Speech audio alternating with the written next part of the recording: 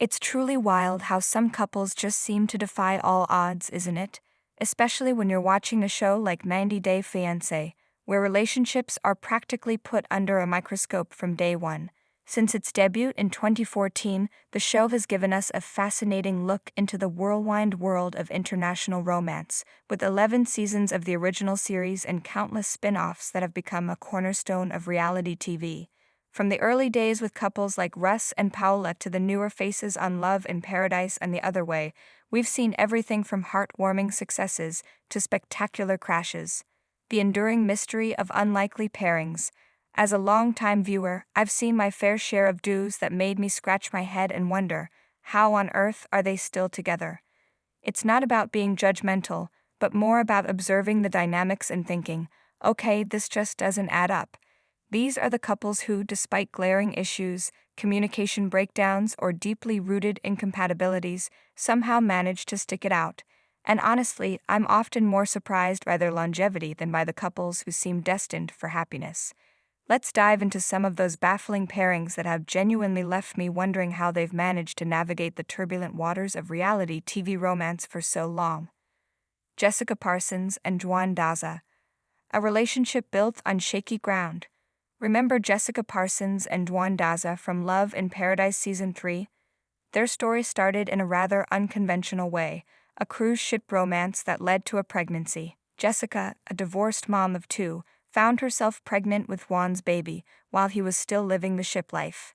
Fast forward to 90 Day Fiancé Season 11, and Juan landed in America on a K-1 visa, eventually marrying Jessica. But here's where it gets complicated. Juan, by his own admission, loved his carefree cruise ship existence and wasn't exactly thrilled about settling down in rural Wyoming as a father of three.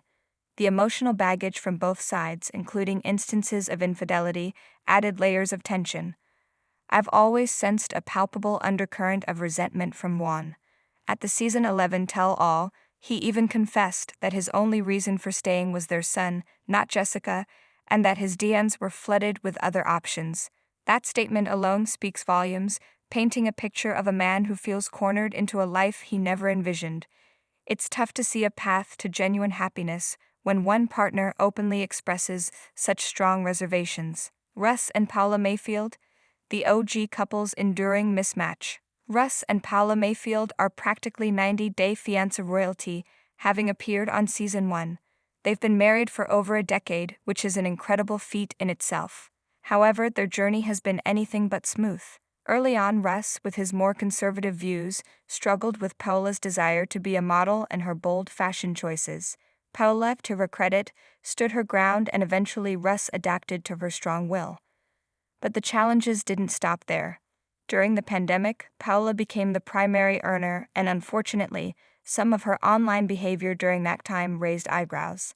I remember seeing her make TikToks that seemed to playfully mock Russ's financial situation, and X, formerly Twitter, posts that appeared to take subtle digs at him. While they share a son, Axel, and have been presenting a united front lately, I can't shake the feeling that Paula struggles to keep her frustrations with their relationship private. Their fundamental differences, which were evident from day one, make me wonder how long they can truly maintain a facade of happiness, especially with Paula's tendency to express herself publicly. They might be one of the longest-lasting couples, but I still see them as a fundamental mismatch. Bilal Haziz and Shada Sween, a question of true partnership.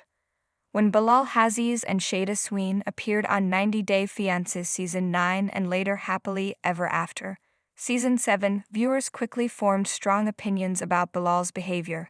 Many found his pranks immature, his explanations condescending, and his tendencies to twist narratives concerning. Shada, a traditional Muslim wife from Trinidad and Tobago, often seemed to defer to Bilal, and honestly, I'd always wished she would have pushed back more against his demeanor. His communication style often made her appear lesser, which was uncomfortable to watch. Their journey has also been marked by profound personal tragedy, with Shada experiencing multiple miscarriages before they welcomed their son, Ayan, in 24. While it's wonderful that Shada finally has the family she desired, Bilal's initial reluctance to have more children, having already raised others, added another layer of complexity.